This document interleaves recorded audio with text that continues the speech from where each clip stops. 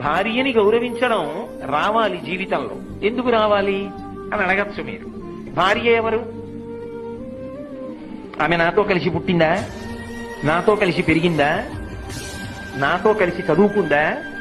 ఎక్కడో పుట్టింది, ఏ ఊళ్ళోనో. నేను ఓ జిల్లా వాడిని అయితే ఆమె ఇంకో జిల్లాకి చెందిన పిల్ల. అసలు ఆ అమ్మాయి ఎవరో నాకు తెలియదు.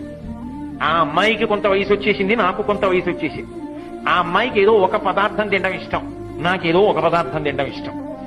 కానీ ఈయన భర్త అని నేను ఆమె మెడలో 3 ముళ్ళు వేయగానే ఆమె తన ఇంటి పేరు వదిలేసింది, వంశం వదిలేసింది, తన ఊరు వదిలేసింది, తల్లిదండ్రుల్ని వదిలిపెట్టేసింది, తోబుట్టువులను వదిలిపెట్టేసింది, స్నేహితులను వదిలిపెట్టేసింది.